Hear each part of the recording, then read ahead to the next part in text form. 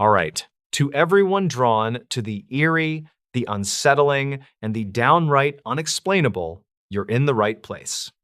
If you live for stories that send chills racing down your spine and linger in your thoughts long after the lights go out, then get comfortable because this one hits different. Before we dive in, I've got to ask, where are you tuning in from and what time is it on your end? The stories. The final log from a lighthouse on a foggy coast. A faded coastal report from 2008 mentions an unsigned log found inside a shuttered lighthouse during routine maintenance. Workers said it looked recent, even though the building had been locked for years. The discovery triggered a quiet review that centered on one man named Corin Halbrook, who once served as the tower caretaker. Corin was 39 and worked as a part-time dockhand in a nearby fishing town, and he checked the old structure whenever storms rolled through. He liked the quiet building, and he felt responsible for keeping it safe because his late father had worked there decades earlier. On a cold morning in early autumn, he headed out with a simple goal, which was to finish a roof inspection before the fog returned. He hiked the narrow path with his tool pack, and he noticed the fog drifting in faster than expected. A supply boat sounded its horn, and the echo pulled his attention to shifting shapes that moved across the water. He reached the lighthouse door and found fresh scrape marks on the metal surface, and that detail threw off his routine. Inside, he heard a soft clatter from the watchroom above, and he paused because no one should have been there. He climbed the steep stairs, and the air felt heavier with each step because the tower trapped the fog that seeped through old seams. When he reached the top landing, he noticed a lantern lit on the small desk, and he knew he had not left it there earlier that week. He read the open logbook and saw an entry written in a neat hand that did not match his script. The note described a boat drifting without lights near the shoals, and the timestamp matched the previous night. Corin wondered who had written it, and he checked the radio shelf and found a handheld set powered on with low battery.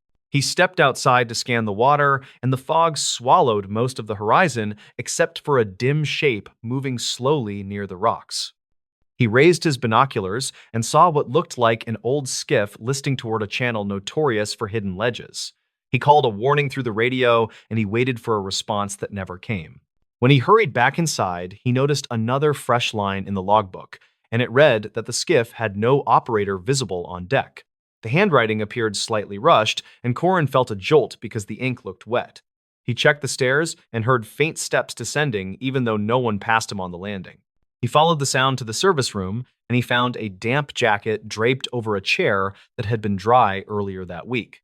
The pockets held a small notebook with water stains, and the pages carried brief notes about frequent, low fog and strange lights near the channel. The most recent note mentioned a voice over the water calling for help, and Corin closed the book because the air suddenly felt colder. He decided to document the building for safety, and he used his small camera to take photos of the fresh marks on the door and the lit lantern. He moved room to room, and he captured the damp jacket along with the notebook because he wanted evidence for the harbor office. When he checked the time, he noticed the fog outside turning a darker shade, and that sign suggested another weather shift. He stepped out on the gallery to examine the water, and he heard a low groan coming from the direction of the shoals. He could not see the skiff anymore, and the silence that followed pressed against his nerves. He returned to the watchroom and prepared to close the logbook, and that was when he noticed a final half-written entry near the bottom of the page. The unfinished line described a man on the gallery waving toward the tower, and Corin froze because he realized he had just been on that same walkway.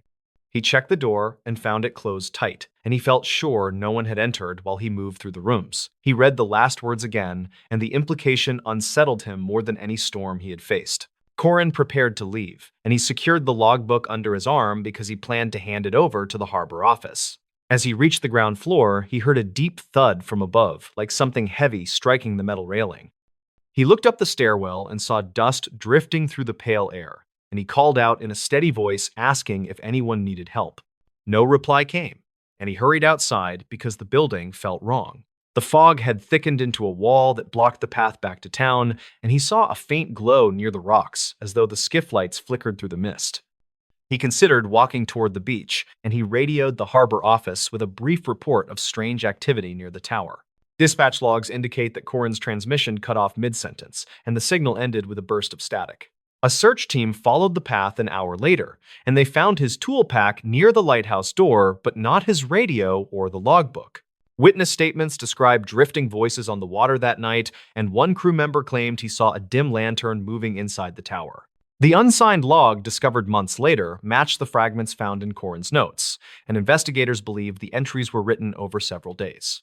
They concluded that the skiff likely struck a submerged ledge, and they suspected Corin attempted to reach survivors through the dense fog. No further entries appeared after the final line mentioning the figure on the gallery. The lighthouse remains closed today, and the tower stands quiet during most storms. Local crews say the watchroom light sometimes flickers during heavy fog, and they assume it is faulty wiring from years of neglect.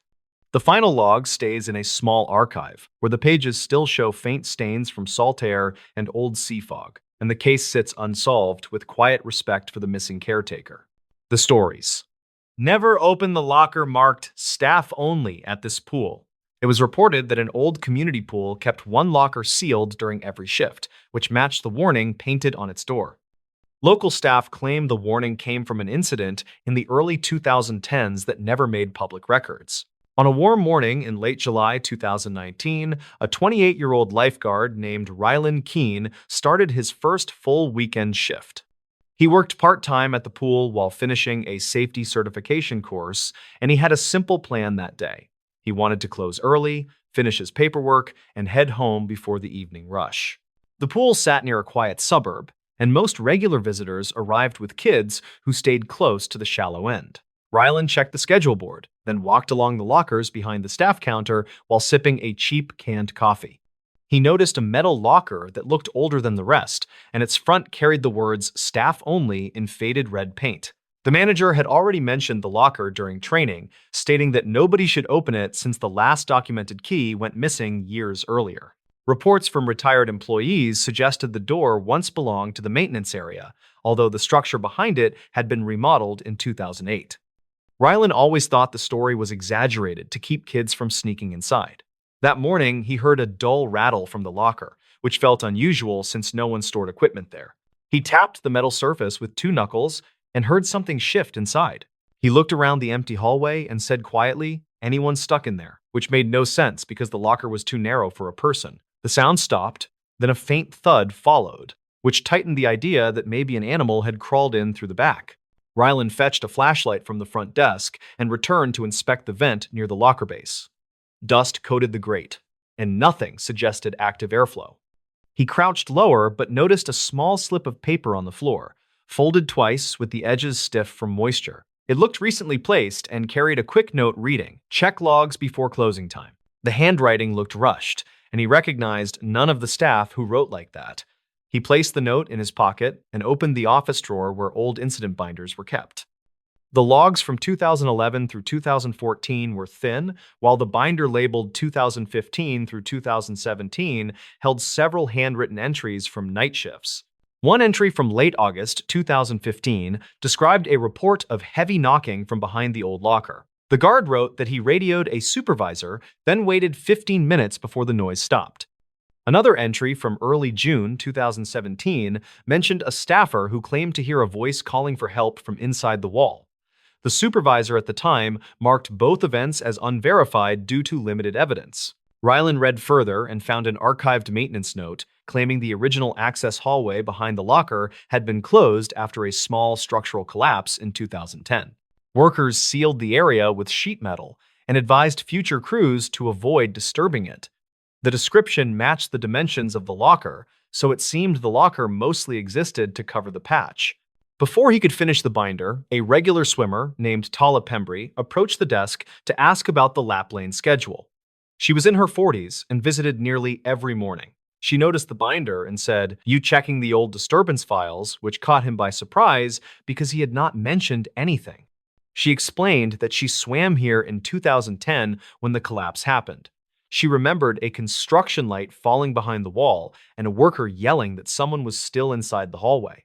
Tala claimed she never heard what happened afterward, and she said the staff acted nervous for weeks. Rylan asked what she remembered about the worker. She paused, then said, "He was young, maybe early 20s, before walking toward the changing rooms." Her voice shook slightly, as if she had debated sharing more. He returned to the hallway with the locker and listened again. There was no sound now, only the faint buzz of old fluorescent bulbs. He reached for the handle and felt a cold vibration that did not match the ambient temperature. He stepped back and considered calling the manager, but he knew the manager would say it was nothing more than old pipes. Rylan spent the next hour monitoring the pool and checking the locker during each sweep. At 2 in the afternoon, the note in his pocket felt heavier somehow. He unfolded it again and noticed that the ink looked smeared, almost as if the message had been written minutes earlier rather than hours ago. He checked the front desk computer for any digital archive of maintenance calls near that structure.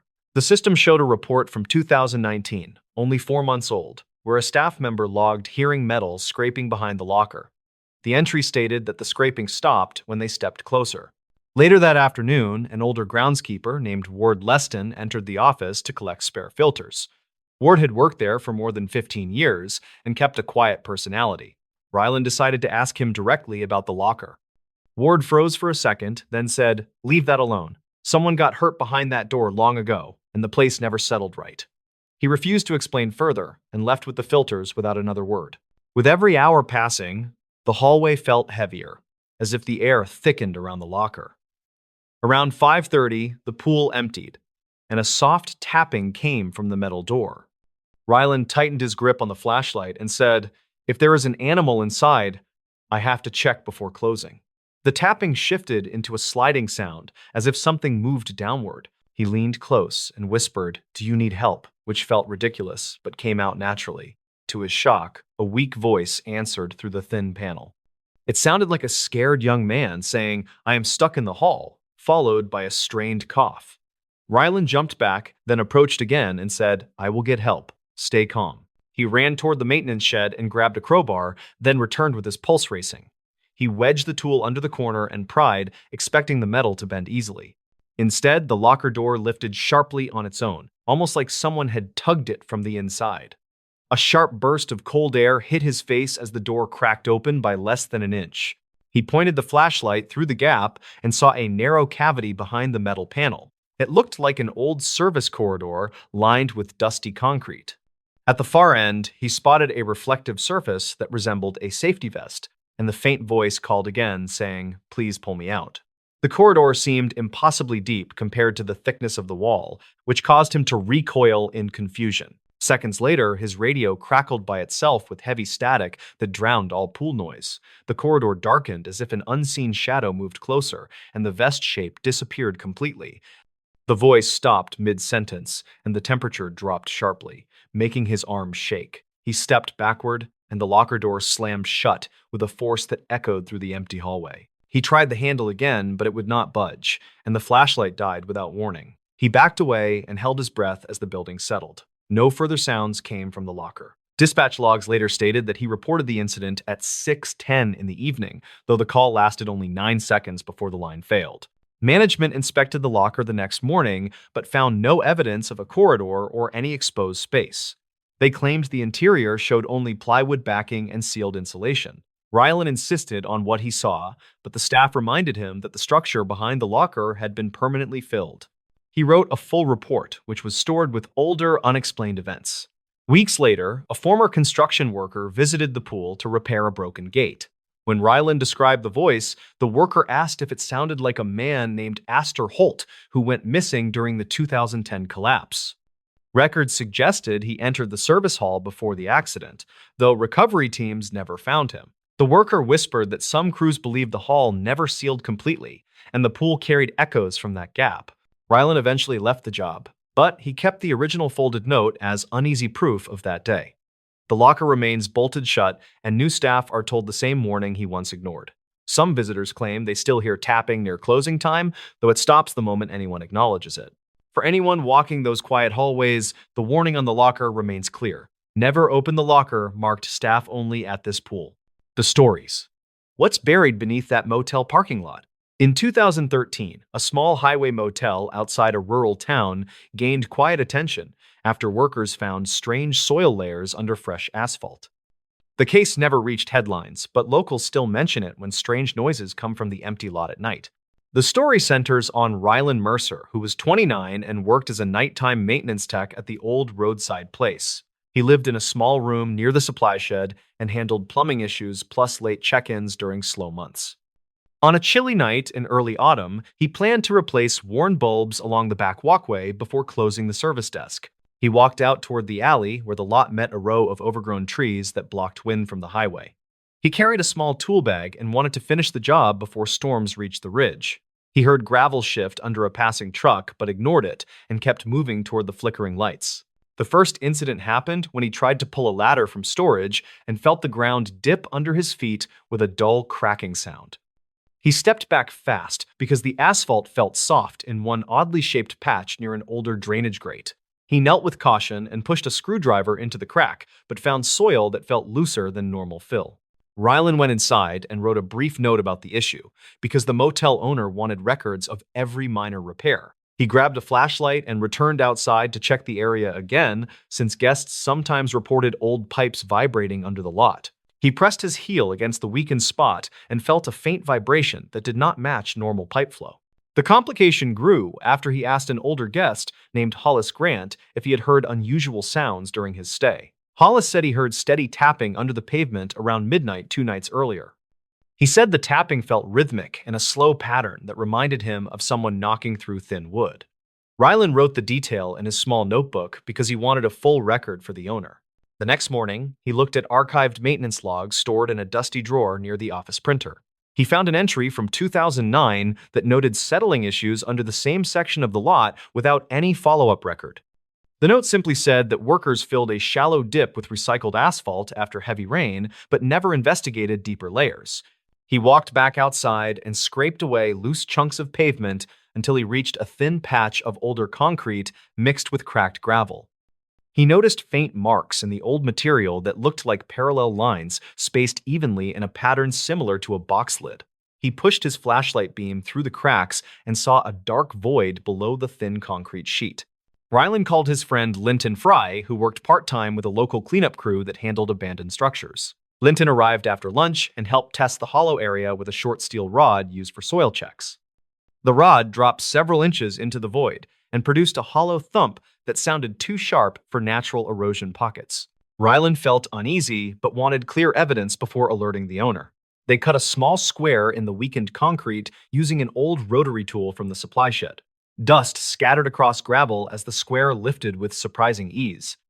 Underneath was compacted dirt mixed with thin scraps of plastic that looked melted by heat.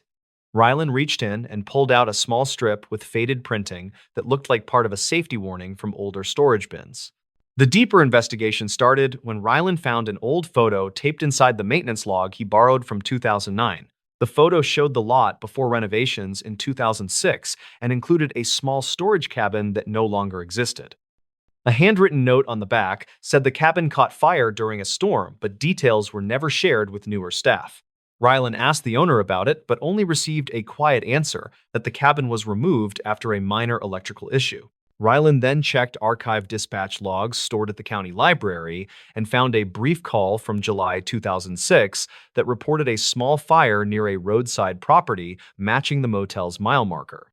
The call mentioned unknown materials stored inside an abandoned cabin that smoldered before firefighters cleared debris.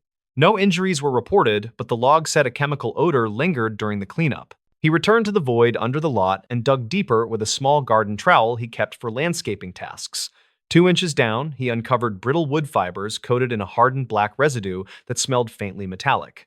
Linton suggested the residue looked similar to burned plastic from older industrial crates. They kept digging until the trowel struck a thin metal edge shaped like a corner bracket. They widened the hole and exposed a rectangular metal frame with charred wood inside, almost like a collapsed storage box left under the ground during repaving. Rylan found a faded barcode sticker fused to the metal, but the numbers were unreadable, except for the last 3 digits, which appeared as 416. He checked supplier records from the motel office and saw older inventory tags that used long strings, ending with the same 3 digits. The tags belonged to a discontinued supplier that shipped chemical cleaning agents in reinforced boxes. The twist came when Rylan realized the rhythmic tapping reported by Hollis might connect to shifting air pockets trapped under warped metal panels. He tested the theory by placing a board over the hollow section and stepping on different spots. Each step produced a soft knock from moving metal that echoed through the buried frame. The tapping was not from a person, but from trapped panels flexing after years of underground corrosion. He called the motel owner again with all findings and explained that the lot might contain remnants of a burned supply cabin that crews buried instead of removing fully during renovations. The owner sighed and admitted he purchased the property after the fire and assumed everything had been cleared by the previous crew. He agreed to bring in a licensed team to remove remaining material. When the cleanup team started work, they found several melted storage boxes that had fused together during the 2006 fire. The boxes contained expired solvent containers that ruptured during heat exposure. Crews confirmed the ash smell came from plastic and wood that settled unevenly under asphalt after the rushed renovation. They transported the debris to a proper disposal site and filled the cavity with stable soil. After workers repaired the pavement, Ryland walked the lot at dusk and listened for any sign of hidden noise. The tapping had stopped, and the ground felt firm under every step. He wrote a final note describing the discovery and placed it with other logs so future staff could understand the history. People still mention the motel when storms roll across the ridge because the lot glistens strangely after heavy rain. Ryland thinks the glimmer comes from newer asphalt mixing with old gravel, but he also knows that memories of buried things often linger longer than anyone expects. He told Linton the mystery felt smaller once evidence replaced fear, and Linton agreed as they locked the shed and watched distant trucks roll past on the quiet highway. The stories. The fisherman who kept hearing his name over the radio. Evan Carr spent most mornings on the narrow inlet where the water carried old radio chatter from nearby boats. Local crews reported that odd transmissions sometimes drifted through that stretch, and many believed they came from abandoned gear left after storms. He treated those stories like tired dock rumors until one calm morning changed his thinking. Evan was 38 and worked as a small-scale fisherman who supplied a few markets inland.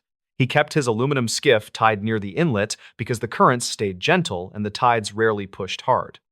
He headed out around sunrise on a day in early summer 2019 with a simple goal to check crab pots he set the night before. He liked the quiet and usually ignored the static coming from his battered radio. He started the motor, then steered toward his first buoy, while soft wind pushed light ripples across the inlet. He reached for his thermos when the radio cracked with a burst sharper than usual, which made him pause.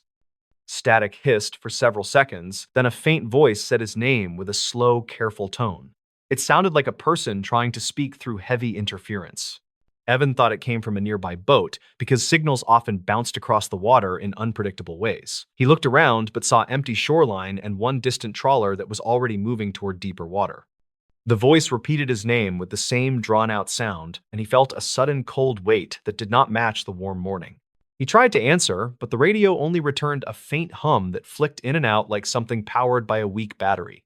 He shut the radio off to reset it, then turned it back on, hoping the strange signal would vanish. Instead, he heard a low, rhythmic tapping that reminded him of someone hitting a metal hull in slow, measured beats.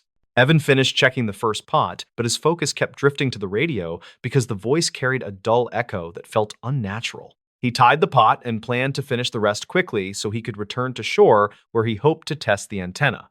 The moment he reached for the throttle, the radio shifted again and whispered his name in a tone that sounded closer than before. He headed towards shore while replaying that voice in his mind because it carried an uneasy familiarity he could not place. Dock workers later said he arrived faster than usual and looked tense as he pulled his gear onto the planks. He asked if any boat had called for him that morning, but no one reported a transmission with his name. Evan returned home and wrote down the time of each strange broadcast because he wanted to check older notes he kept on similar events. He found 2 entries from early spring that mentioned brief whispers through the radio shortly after heavy fog settled over the inlet. He ignored them at the time because the fog distorted signals and created odd echoes that bounced between cliffs. He spent the afternoon checking online forums that tracked regional marine frequencies where enthusiasts archived recordings from previous seasons. One contributor posted a thread about ghost transmissions that came from a derelict trawler that sank in the late 2010s after a major storm. According to the thread, the trawler carried a short-range radio that sometimes flickered on during low tide when exposed wiring reacted to saltwater. Witness statements from local patrol crews reported faint voices calling crew names during those periods, though no identity was ever confirmed. Evan noted that detail because the thread mentioned distorted speech patterns that matched his morning experience. He called a friend named Cal Rowan, who worked part-time with a small rescue group, and asked if the inlet held any wrecks near his route. Cal said an old survey map showed one submerged boat that rested near the deeper bend south of the inlet. He offered to meet Evan at the dock so they could check tidal charts and mark the likely location. They met near sunset and compared notes while a light breeze pushed the smell of seaweed across the planks. Cal studied Evan's written times, then said the pattern lined up with a recent series of reports about intermittent transmissions during rising tide. He suggested they record any new signal the next morning using a portable device with stronger range than Evan's aging radio. Evan agreed, even though the idea made him uneasy because the voice felt personal in a way he could not explain.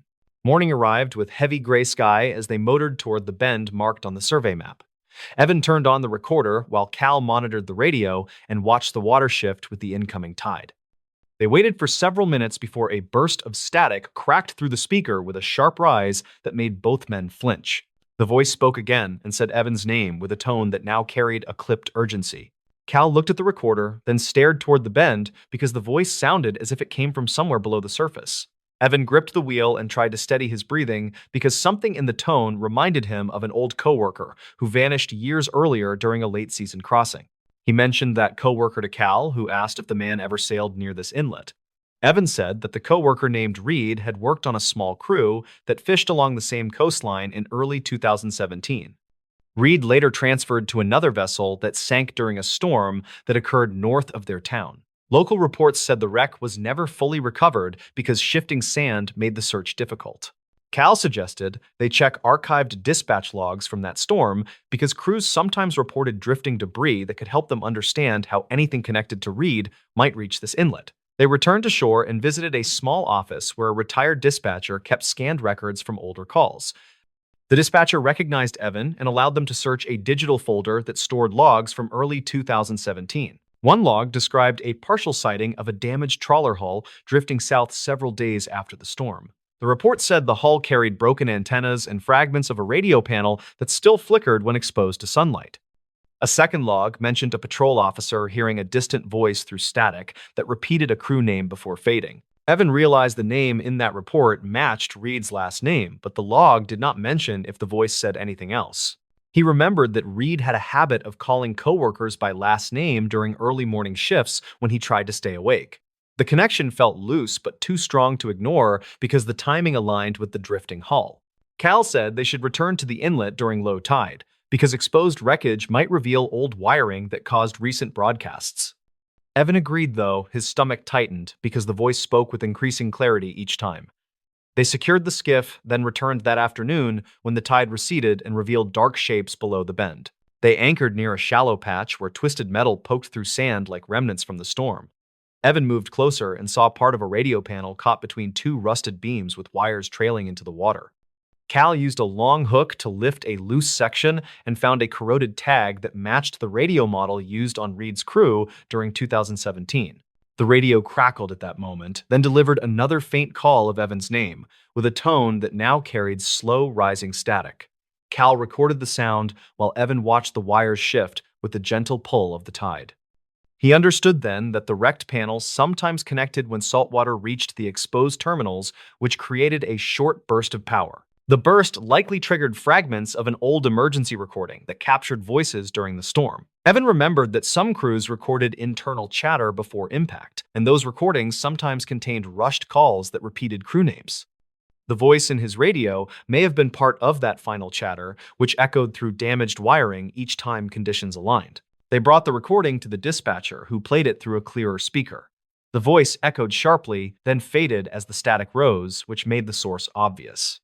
It was a broken emergency loop that repeated fragments from a doomed crew's final minutes. The distorted tone made the calls sound directed, but they were simply names, shouted during chaos. Evan felt a heavy release of tension because the mystery carried a painful answer, but at least it was grounded in something real. He asked the dispatcher to contact local authorities so they could mark the wreck and prevent more confusion. Cal agreed and said the inlet should be flagged on new charts for safety. Evan returned to the water the next day and listened to his radio with a calmer mind while checking his crab pots. The inlet felt different because he now understood the source, even though the memory of the voice still lingered. He looked toward the bend where the wreck rested and thought about the crew who never returned. He continued working that season with new respect for the signals that travel across water because each transmission carried a story shaped by time and tide. He did not hear his name again and believed the loop finally failed after years of corrosion. He kept the recording in a drawer at home to remind himself that strange moments sometimes come from simple causes. He knew that calm days on the inlet now carried a quiet steadiness that felt earned after weeks of searching for answers. The stories. What a delivery driver. Saw outside the last house on the route. The incident reportedly came from a route sheet pulled from an old regional dispatch office, and it referenced a final stop that never made sense. The archived note mentioned a driver who claimed someone waited outside the last house even after the street was cleared. Rylan Mercer was 32 and worked as a delivery driver for a regional shipping line that handled late evening drop-offs. He lived in a small rented place near a quiet highway spur and tried to keep his nights predictable. He clocked in around sunset and followed the route grid until everything on the manifest was scanned. He liked that rhythm and needed the extra hours after rising fuel prices drained his budget. The night that changed him came in early autumn of 2019 when a mild drizzle pushed across the county roads. His simple goal was to clear the last 4 stops before 9 so he could get home. The final house sat at the far edge of a sparsely built neighborhood where new construction had stalled after funding issues slowed development. Rylan reached the second-to-last stop without trouble and scanned the small parcel while a porch light flickered behind the occupant. He waved, returned to his truck, and checked the tablet. The final address displayed a short note that read, "Gate partially damaged. Approach with caution." He thought it sounded dramatic, but he kept moving because delays meant more paperwork. The dirt road to the final house felt different because the gravel ruts were deeper than they looked on satellite maps. His tires shook through the uneven track, and he slowed so the cargo would not shift. He remembered the drizzle turning into a steady fall that made the old fence lines appear faded. His truck headlights cut across the trees while the route timer beeped. The house came into view as a single-story structure with siding worn by years of heat. An old pickup sat beside the carport with its door cracked open like someone left in a hurry. Rylan stepped out, grabbed the padded envelope, and noticed a figure standing near the tree line. The person faced the house and barely moved. Rylan called out because it seemed natural. The figure did not answer. He felt uneasy, but walked toward the porch because the package needed a signature. He knocked on the weathered door and waited until a woman in her 40s answered with tired eyes that hinted at several sleepless nights. Her name was listed as Marrakes, and she signed without looking away from the tree line. She whispered that someone had been standing there for 3 nights. Rylan glanced back toward the trees and saw the figure slowly turn, as if reacting to the porch light. He asked Mara if she knew who it was. She said no and explained that local deputies had driven by earlier but found no footprints. She added that her dog refused to go outside after dusk. Rylan tried to reassure her, but he felt tense when the figure stepped closer. He returned to his truck and logged the delivery while watching the silhouette move with an unusual stiffness. He noted that the figure wore a long coat that flapped in the wind, yet the shape underneath did not shift. He heard a soft tapping on his side mirror and thought it was a branch until he noticed no branches reached that far. He started the engine and pulled slightly forward. Mara called out from the porch, asking him not to leave yet because she feared the figure might approach her door again. Rylan kept the truck idling and stepped out with his phone raised. The figure paused near the edge of the driveway and tilted its head as if listening. Rylan recorded a short, shaky video for possible evidence and captured the moment the figure retreated into the dark corner of the lot. He urged Mara to call the non-emergency line again. She did and mentioned his presence in the background. Dispatch reportedly confirmed previous calls from that address during the same week. Rylan waited until she hung up, then walked toward the driveway entrance to check for tracks. The drizzle had softened the soil, but he noticed 2 long impressions in the mud that did not match any standard boot pattern. He crouched to inspect the impressions and realized they looked stretched, as if the heel marks dragged unnaturally. He took photos to document it because the deputies would need something clear in case the rain erased the evidence. When he stood, he saw movement near the abandoned construction lot behind the house and raised his phone again. The figure reappeared near an unfinished foundation block. Rylan shouted, asking what they wanted, and the figure responded with a faint rattling sound that could have been fabric or gear. It stepped behind the block and vanished from sight. Rylan reached the spot within seconds, but found nothing except a plastic tape marker used by survey crews. He picked it up and noticed someone had written a date that predated the stalled project by 2 years.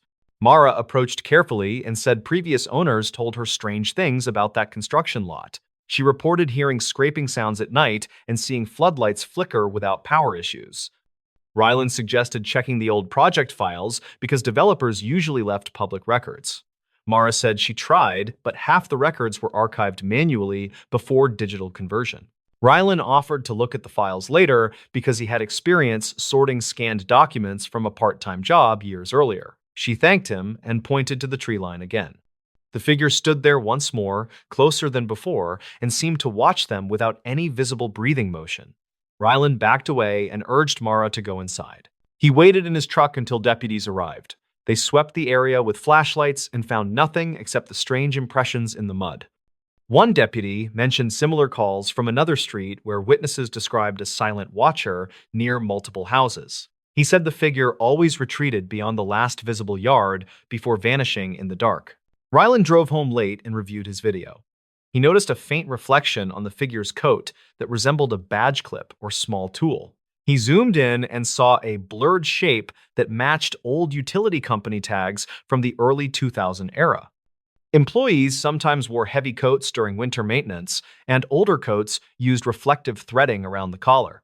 The next day, he visited a small records desk at the county office. He asked about utility work in the stalled development. A clerk pulled a faded binder that listed crew rotations from 2001 to 2003. One name had several warnings about night shifts, where the worker logged extended hours without partner verification.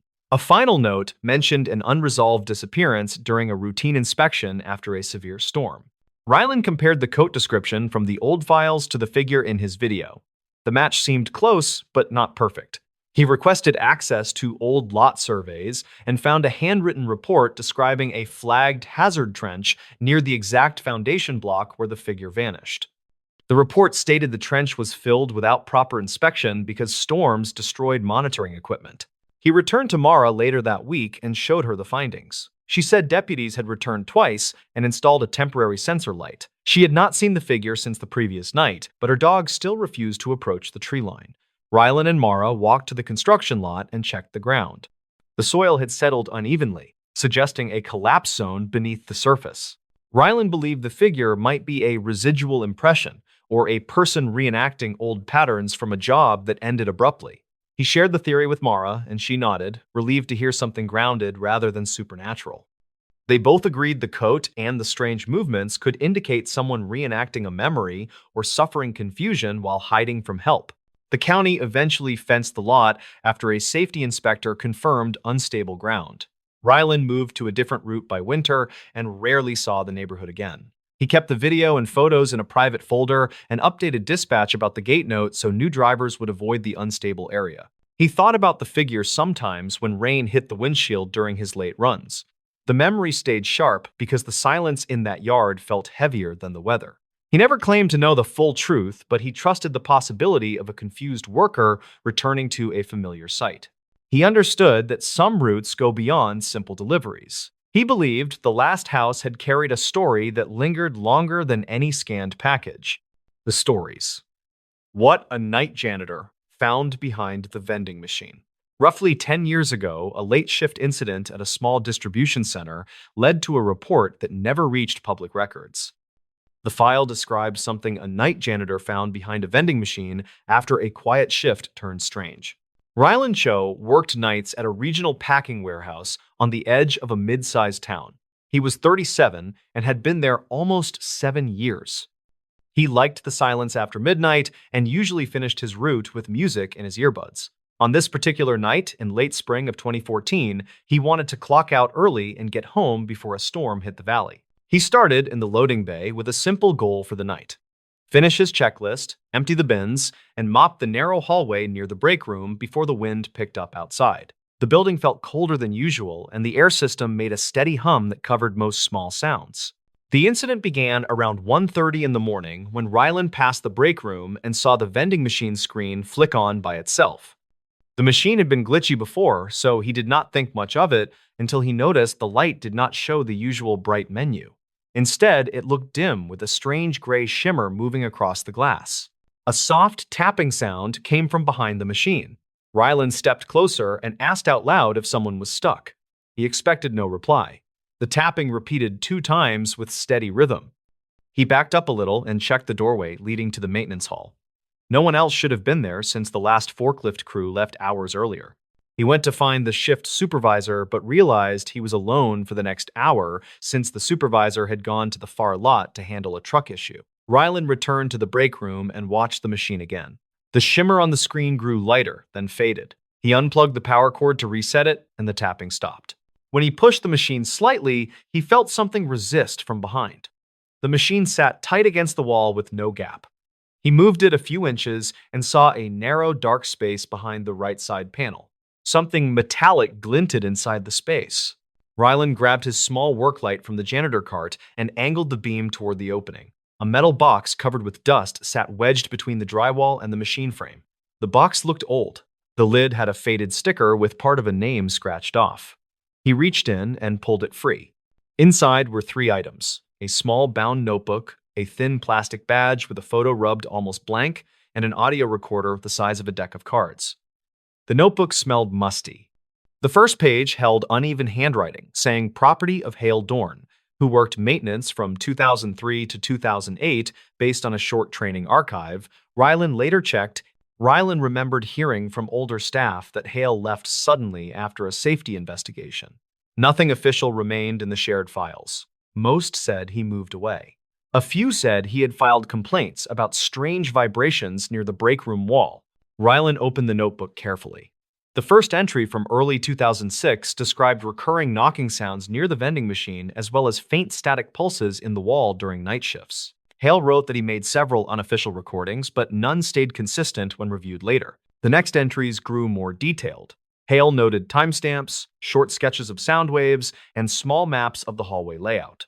One entry from late 2006 described a night when the machine screen flickered with a gray wash, similar to what Rylan had seen hours earlier. Hale wrote that the tapping seemed to follow his movements around the room. Rylan turned to the last written page dated mid-2007. It read, "I need to get someone to check the wiring before this gets worse." The lines after that looked rushed.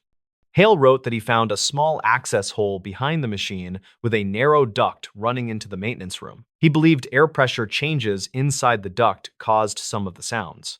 The next note stated, "I still hear something moving in there, although the duct should be empty." Rylan set the notebook down and inspected the audio recorder. It contained a small tape with a handwritten label that read Night Shift Sample 2. He slipped it into his pocket with the plan to listen later under better light. He then checked the badge. The image showed Hale with short hair and tired eyes. The back listed his role as maintenance support. Rylan pushed the machine farther from the wall to look for the duct mentioned in the notes. A narrow circular opening near the baseboard revealed an old service channel that ran behind several rooms. It had not been used in years based on the dust and cobwebs. The channel connected to the maintenance room and likely carried air back when the building used a different system. He crouched closer and felt a cool draft from deep inside the channel. The draft moved in a steady pulse instead of a constant stream. When he leaned nearer, he heard a faint scrape followed by 2 soft taps. He jumped back and called out if anyone was inside. No reply followed. Rylan stood still and waited for another sound. 3 minutes passed quietly. He reached into the opening with the work light and shined the beam across the first few feet. Dust floated in the narrow space and nothing moved. The scrape sound did not repeat. He repositioned the vending machine and photographed the channel opening so he could show the supervisor. He then finished his route feeling uneasy. When his shift ended at 3, he took the notebook and recorder home. Later that afternoon, he listened to the tape. It began with low background hum, likely from the old air system. 30 seconds in, a rhythmic tapping started. It matched the pattern Rylan heard earlier. The tapping repeated 4 times, then stopped. Hale's voice spoke quietly, saying, "I know the duct is empty, yet it keeps making that pattern." The tape ended with a short static burst. Rylan cross-checked the tape with archived maintenance logs from 2006 available through an internal server. He found a note about air pressure complaints near the break room, but no follow-up reports. The log mentioned Hale's concern about a possible leak inside the service channel and recommended an inspection that never occurred. Ryland met with the supervisor the next night and showed the findings. The supervisor listened to part of the tape and agreed that the sound pattern matched what past crews mentioned during older shifts. He filed a report to the facilities manager, who arranged a full inspection later that week. The inspection team removed the vending machine and opened the service channel. They found a partially detached metal flap deep inside that moved when the air system cycled. The flap created repeated taps during pressure changes, which explained the pattern recorded by Hale. Inspectors also found old tools left behind by a previous contractor, which caused the scrape Ryland heard. The team sealed the channel, repaired the flap, and recommended replacing the vending machine wiring due to aging components that caused the strange screen flicker reported by both Hale and Ryland. 2 weeks later, the warehouse returned to normal. The tapping never came back. The recording was archived inside a general maintenance file, and the notebook was stored with other historical documents kept for internal reference. Ryland kept thinking about how one small discovery behind a vending machine connected him to someone who tried to document the same odd sounds years earlier. He believed Hale had tried to solve a problem that no one else seemed to notice until the notes surfaced again. The story lives quietly inside a handful of reports, and one old tape that proves how simple, overlooked issues can create experiences that feel much stranger than they are, especially during long nights when empty hallways amplify every sound. Corin prepared to leave, and he secured the logbook under his arm because he planned to hand it over to the harbor office. As he reached the ground floor, he heard a deep thud from above, like something heavy striking the metal railing. He looked up the stairwell and saw dust drifting through the pale air, and he called out in a steady voice, asking if anyone needed help. No reply came, and he hurried outside because the building felt wrong. The fog had thickened into a wall that blocked the path back to town, and he saw a faint glow near the rocks as though the skiff lights flickered through the mist. He considered walking toward the beach, and he radioed the harbor office with a brief report of strange activity near the tower. Dispatch logs indicate that Corin's transmission cut off mid-sentence, and the signal ended with a burst of static. A search team followed the path an hour later, and they found his tool pack near the lighthouse door, but not his radio or the logbook. Witness statements described drifting voices on the water that night, and one crew member claimed he saw a dim lantern moving inside the tower. The unsigned log discovered months later matched the fragments found in Corin's notes, and investigators believed the entries were written over several days. They concluded that the skiff likely struck a submerged ledge, and they suspected Corin attempted to reach survivors through the dense fog. No further entries appeared after the final line mentioning the figure on the gallery. The lighthouse remains closed today, and the tower stands quiet during most storms. Local crews say the watchroom light sometimes flickers during heavy fog, and they assume it is faulty wiring from years of neglect. The final log stays in a small archive where the pages still show faint stains from salt air and old sea fog, and the case sits unsolved with quiet respect for the missing caretaker. The stories. What a hunter's dash cam caught before it went dark. Ranger files reportedly include a brief dash cam clip from a small county trail where a hunter vanished during a quiet winter morning. The footage circulated among local deputies for years, and some said it captured the last clear moment before everything went dark. Calder Rusk was a 39-year-old warehouse supervisor who hunted whitetail on weekends near an old service road outside a rural township. He liked the quiet routine because it reminded him of calm trips he took with his uncle during the late 1990s. On a cold morning in early 2017, he set out before sunrise with a simple goal to test a new trail camera he had mounted near a frozen creek. He drove a faded pickup with a budget dash cam that ran whenever the engine turned, and he kept it for insurance reasons. He headed toward the tree line under a pale sky and planned to reach his blind before other hunters scattered the deer. He parked near a thin cluster of spruce trees and noted the strange sound of distant engines that did not match the usual logging trucks. He stepped out, locked the truck, then grabbed a small pack that held water and a thermal layer. While crossing the first ridge, he heard a sharp crack from the lower creek bed that stopped him long enough to check for falling branches. He saw nothing moving through the frost and continued toward his blind with the plan to return by mid-afternoon. The trigger came when he noticed a line of prints that curved away from the creek with a stride that seemed too wide for any deer. He crouched and studied the marks, which looked oddly pressed, as if a heavy object had settled briefly before sliding forward. Witness statements from two hikers later confirmed a loud metallic scrape in that area around dawn. Calder followed the prints along a narrow stretch where the snow had thinned near a power cut. He took out his phone and snapped 3 photos, which appeared in the recovered data after his disappearance. In the first photo, his gloved hand pointed at a deep trough in the ice. In the second photo, a faint reflection hinted at a dull shape beneath the surface. In the third photo, the trail bent toward a thicket with sharp broken branches. Complications piled up when he reached the old blind and found the canvas flap torn along the side where he kept a small heater. He checked his gear, muttered that kids might have messed with it, then noticed the same strange prints circling the blind at least twice. A nearby birch trunk had a fresh gouge that lined with a rough metal edge rather than any animal claw. He reportedly radioed a friend named Orrin Dale around mid-morning and mentioned a set of tracks that looked artificial. Orrin later told deputies that Calder sounded tired but focused, which matched the timestamp on the dashcam file. The truck sat untouched all morning except for a brief moment when the wind pushed snow across the lens. Calder decided to hike toward the ridge above the old service road since the prints kept drifting uphill. While climbing, he spotted a rusted trail marker that had not been maintained since 2005, and he stopped long enough to compare the lower section with the strange gouge on his blind. The cuts matched in width and depth, which led him to believe someone had been dragging old equipment through the property. He continued over the ridge and entered a narrow pass where discarded fencing lay half-buried under ice. He bent to check a twisted strand and noticed faint smudges that looked like dried hydraulic fluid.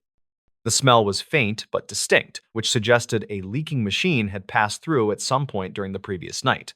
He recorded a short voice note on his phone, saying he planned to follow the trail until noon. Deputies later found that note in the recovered cloud folder, which helped build a basic timeline. According to weather logs, the wind picked up around midday and the ridge became unstable.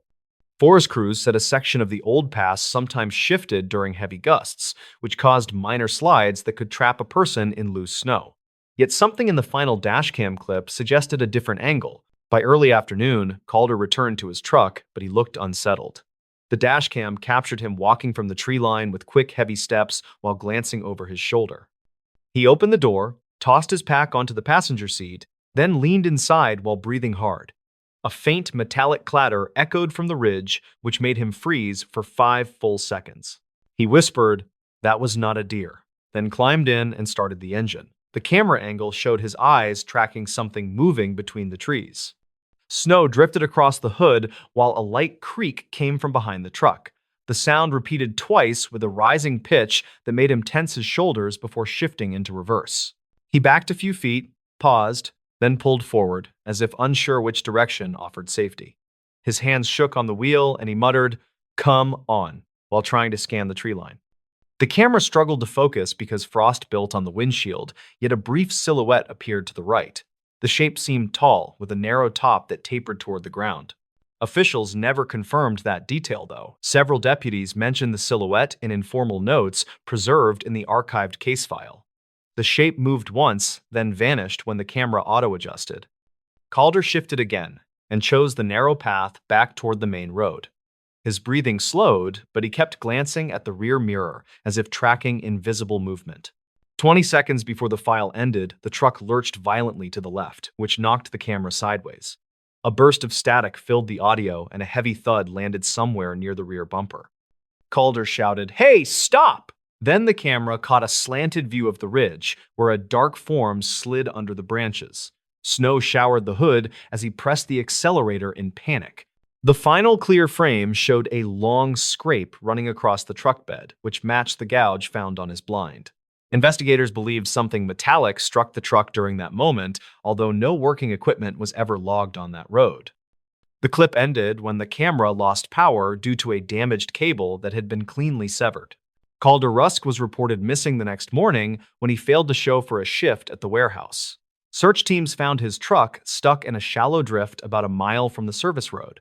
Tracks around the vehicle were distorted by wind, though one responder noted a long impression shaped like a flattened cylinder that matched the strange prints seen near the creek. Despite a wide search, no clear evidence explained what he chased or what followed him down the ridge that day. Rangers later concluded that unstable terrain and poor visibility likely contributed to his disappearance. They preserved the dashcam clip because the strange sounds and the silhouette raised questions they could not fully answer. Years later, locals still talk about the footage that flickered for a few seconds before going dark. Some point to old reports of scrap equipment dumped along the ridge, while others mention odd engine noises heard during cold mornings. Whatever happened that day seemed tied to the silent shape moving through the trees as Calder rushed back to his truck.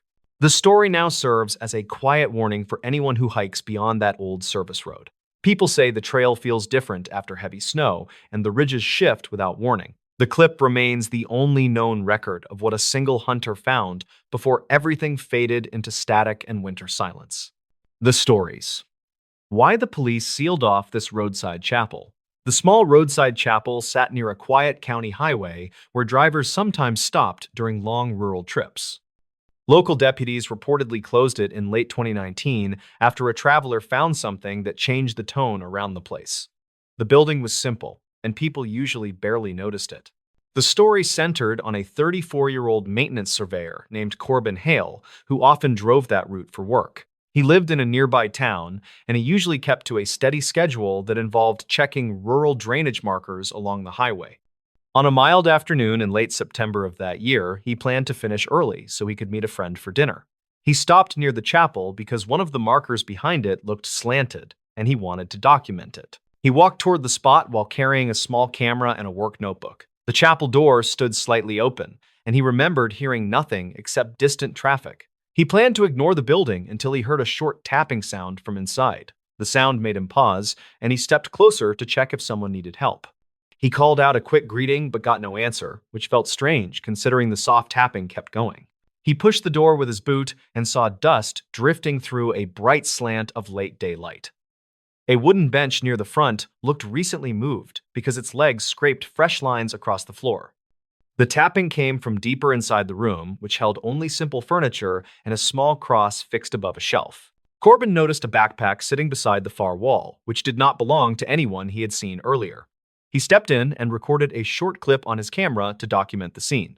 The tapping stopped once he moved toward the backpack.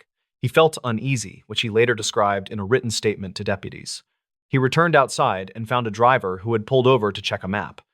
That driver, named Rhea Dunford, told police she had been there roughly 10 minutes and saw no one enter or exit the chapel. She agreed to wait while Corbin called the non-emergency line to report an unattended bag because he worried about possible travelers who might need help. Deputies arrived 20 minutes later, according to their logs, and inspected the chapel with measured caution. Inside the bag, they found a wallet and an old flip phone plus a folded printed photo of the chapel. The photo looked like it had been taken years earlier because the paint on the door in that image was a different shade. The wallet held no cards, and the phone battery was nearly dead, but it powered on long enough for one deputy to see 3 saved video clips. Those clips showed brief shots of the chapel interior taken during different seasons, which suggested someone had visited repeatedly. In each clip, a bench had been moved to a different spot, and in the final clip, a faint figure appeared reflected in the small window which faced the highway. Deputies later said the figure looked like a person crouched near the bench, though the image lacked clarity. Investigators reviewed old repair records for the chapel, which belonged to a small regional trust that handled forgotten roadside structures built decades earlier. The trust produced a file showing a volunteer caretaker named Myron Keats, who went missing in early 2009 during a routine supply run. His last note mentioned stopping at the chapel to drop off paint. No clear link existed between his disappearance and the backpack, except the printed photo which matched the photography style in a few older trust documents. Investigators searched local archives for any reported visits after his disappearance and found a single entry in 2015 from a driver who claimed to see a man moving a bench inside at dusk. That report named no suspect, and the driver never returned follow-up calls. Deputies used the phone clips to frame their timeline and interviewed residents who passed through the area before the chapel closure. One witness, named Avery Lorne, recalled seeing a tired-looking man near the highway in early 2017 carrying what seemed like paint supplies. She described him as quiet and focused on the chapel path. Her statement matched the trust note, which strengthened the idea that someone remained connected to the building for years. Investigators also compared the fresh scrape marks on the floor with older photos taken by trust volunteers. Those older photos showed the bench in fixed positions, which suggested someone had moved it repeatedly in recent months. This supported the idea that the visitor returned long after Myron disappeared. When they completed their review, they sealed the chapel for safety because they believed an unknown person had been sheltering there. The person possibly struggled with memory issues or untreated fear of being found, according to one unofficial summary shared with Corbin. They suspected the tapping sound came from the bench shifting under slight pressure, which fit with his description. The unknown visitor was never located, and no missing person report perfectly matched the wallet photo, though the style resembled a younger Myron. Authorities kept the case open, but treated it as a possible long-term wandering situation rather than foul play. Corbin later told friends that the chapel felt different when he drove past on later surveys. He thought about the way small, forgotten places can hold tangled stories that no one fully understands. He believed the closure made sense because it protected whoever might return, as well as anyone who stopped without knowing the hidden history. He still remembered the tapping sound and considered it a reminder that quiet places often carry quiet warnings. The stories? A camper's forgotten tape exposed the real reason they closed the park. The old park had been shut for years after a string of unexplained incidents that locals still mentioned in quiet tones. The only solid clue ever discussed came from a small camcorder tape found inside a forgotten overnight pack near the North Trail. The story followed a 26-year-old school technician named Lyle Rooker, who visited the park in early autumn of 2019. He worked long weeks in a crowded lab and wanted one quiet weekend before the winter rush returned. He drove out early on a Friday, hoping to film some wildlife and maybe catch a quiet sunrise near the ridge. Lyle picked a simple loop near a small lake and planned to reach a clearing before dark so he could set up his camp. He checked the weather, loaded his pack, then started the trail with a relaxed pace that matched the quiet feel of the woods. The place had been thinning in visitors for years, and he enjoyed the stillness while he walked toward the lake. The incident started when he noticed a narrow side path marked only by faded blue tape tied around a leaning pine. He looked at his printed map and saw no hint of that path, even though it seemed recently used by something heavy. The ground showed deep impressions and a few dragged lines that he could not match with normal hiker traffic. Lyle moved closer to inspect the impressions, and he recorded a brief clip while he knelt near the dirt with the camcorder. Witness statements later noted that his voice sounded uneasy when he said he might return later to check the full length of the side path. He continued toward the lake, though he kept glancing back with a nervous expression that showed in later recovered frames. When he reached the clearing, he met a retired ranger named Colton Reeves, who often walked the trail for exercise. Colton warned him about stray dogs reported near the ridge and advised him to stay on the main path if he heard anything heavy moving. Lyle agreed, though he mentioned the strange impressions near the pine. Colton seemed unsettled by that detail and said he had not seen blue tape in that area before. That short exchange later became an important piece of the investigation because Colton described Lyle as alert and fully oriented. Dispatch logs showed that the ranger left the clearing around the same time Lyle began setting up his small tent beside the lake.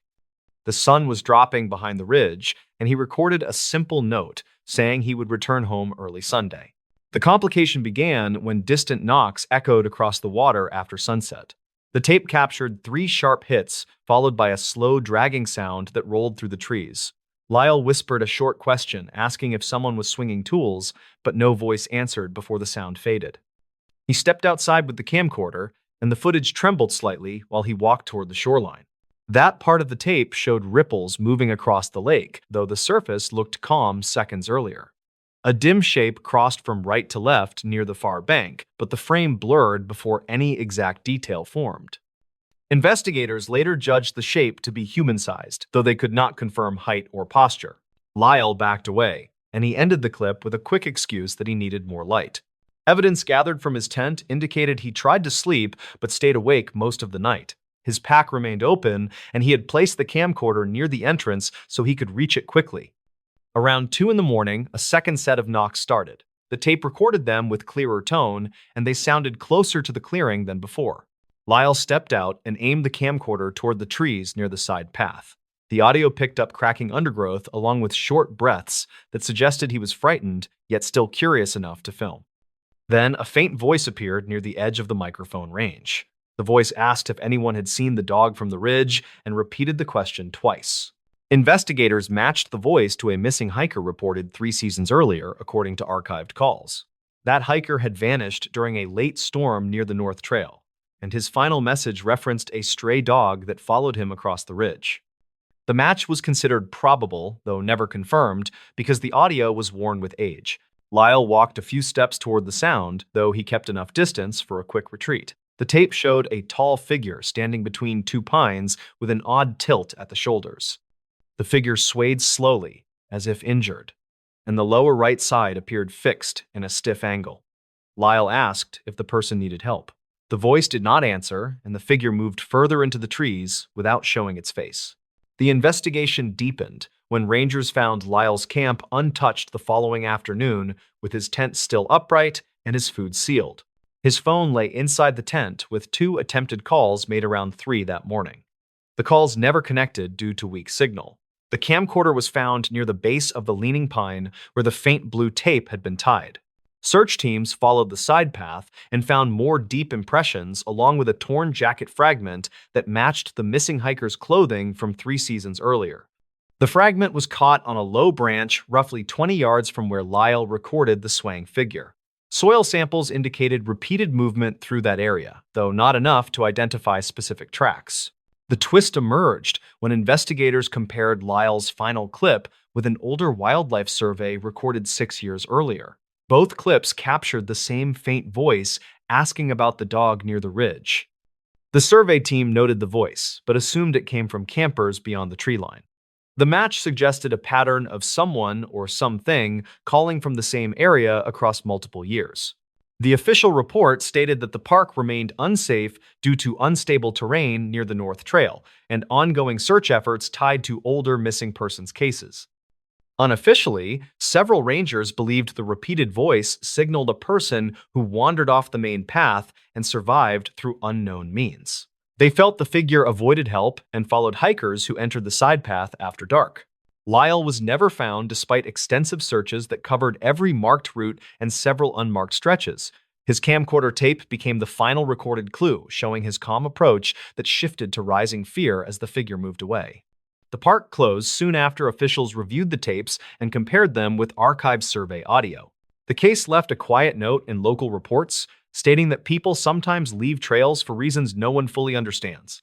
The forgotten tape remained the clearest glimpse into those final hours, and it shaped the quiet acceptance that the park would not reopen in the near future. The closing line on the internal report stated that some paths stay hidden for good reasons, and not every question finds a safe answer. The stories. The bus route no driver volunteers for anymore. Mason Kiernan had heard about Route 74 from older drivers, who spoke in quiet tones that never carried far. They said the trouble started in the late 2010s after a strange series of reports reached dispatch. Nothing dramatic was proven, yet every account shared the same route and the same stretch of road. Mason was 34 with 6 years on the job, and he handled his shifts without much worry. He covered suburban loops near a quiet industrial strip, and most days followed a predictable pattern. He enjoyed the routine since it felt steady and harmless. When his supervisor asked him to cover Route 74 one cloudy afternoon, he agreed before he remembered the warnings. He showed up early at the depot that day, hoping to review the old logbooks stored in a dusty metal drawer near the operations office. The previous drivers had left short notes that felt rushed and uneasy. One entry from late 2016 mentioned a recorded thump on the rear exterior panel that matched no visible damage. Another entry filed in early 2018 reported an unknown passenger leaving muddy prints that ended halfway down the aisle. Mason drove out a little before 4 that afternoon. The route crossed through residential blocks before curving toward the old mill road that ran along an abandoned railway cut. He planned to complete the loop without focusing on the rumors. The bus felt solid, and the passengers were few. A pair of teenagers sat near the middle seats while an elderly man checked his phone with slow movements. The incident started as Mason merged onto the mill road. His side mirror reflected something darker than the usual late daylight. He caught a shape near the tree line that looked like a person leaning slightly forward. When he blinked, the shape was gone. He told himself it was nothing unusual, since shadows often stretched strangely near wooded areas. Still, he noticed the elderly man glancing toward the same window, as if he had sensed something too. A mile later, the teenagers hit the stop cord. Mason opened the doors, and they stepped out onto a fading concrete pad. As the doors shut, one of them tapped the glass and pointed toward the rear of the bus. Mason reversed the angle of his mirror and saw a smear across the lower panel. It looked wet, like someone dragged a hand along the metal. He checked the road behind him and saw no one there. The teenager shrugged before walking away. Mason continued toward the loop turn, focusing on the sound of the engine. The noise seemed slightly off-pitch. He kept his speed steady, but sensed a weight shift near the rear section. The elderly passenger moved closer and asked if everything was all right. Mason told him the engine felt warm but stable. The man nodded and mentioned hearing a hollow tapping near the back wall. At the final stop of the loop, the elderly man stepped out, leaving Mason alone for the return run. He checked the exterior panel and found the smear dry like dust pressed by a damp glove. The shape continued a few inches beyond the edge, as if the contact started slightly off the surface. He wiped it with his sleeve and felt grainy residue flake away with an odd metallic smell. He climbed back inside and started the engine. The interior lights flickered once as the gear engaged. He made it halfway up the hill before a heavy thud sounded near the emergency exit. He braked and listened. Another softer thud followed, like something shifting its weight. He walked down the aisle with slow steps and checked each row.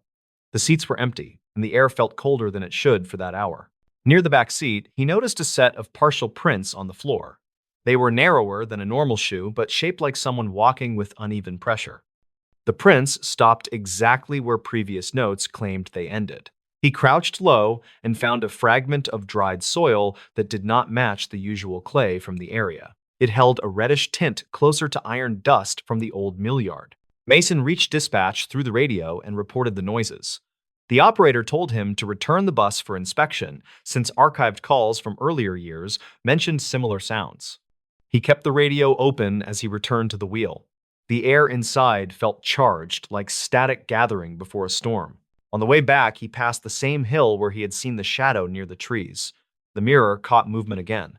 This time, he saw a figure standing perfectly still on the narrow shoulder.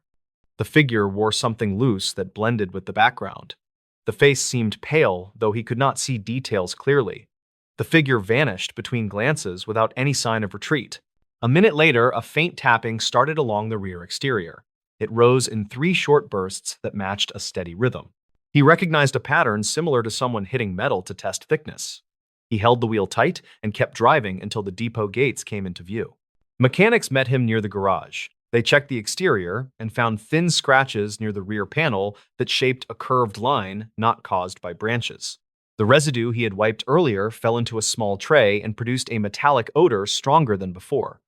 One mechanic mentioned that earlier logs described identical residue after drivers reported seeing a lone figure near the mill road in late 2017. The supervisor asked Mason to retrace the interior for any objects left behind. He searched each row with a handheld light. Near the same spot where the prints ended, he found a torn strip of cloth hanging from the seat frame. It felt oddly cold, even under the warm light. The cloth carried the same reddish tint as the soil fragment. Later that night, the depot reviewed old dash recordings from previous years. Most footage showed nothing more than faint reflections. However, one clip from mid-2019 captured a blurred outline moving along the side of a passing bus. The outline kept pace for several seconds before fading near the same hill where Mason saw the figure. Investigators compared the footage with archived local reports. They found mention of a worker who disappeared near the mill site in late 2015. The report never confirmed foul play, and the search ended without results. There was no official link connecting that case to the strange events on the route, yet the timing matched the earliest driver notes. Mason stayed quiet as the supervisor reviewed the findings. The bus still sat idling with a low rumble that hummed through the concrete floor. A mechanic tapped the rear panel and noted that the metal vibrated oddly like a surface recently struck from the outside. Another mechanic mentioned hearing a faint echo that felt delayed by half a second.